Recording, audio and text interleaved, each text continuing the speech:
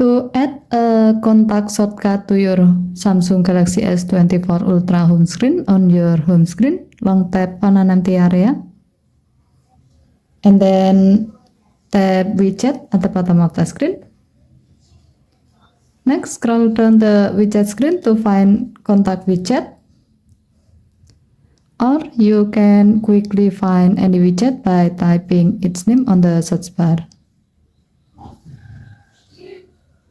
Tap contact,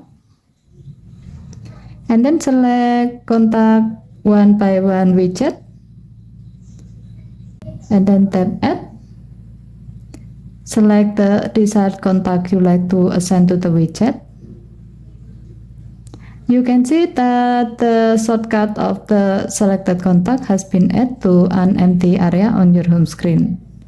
Now, with this widget, you can easily view the detailed information of the selected contact by single tapping the widget. Okay, thank you for watching. Have a nice day.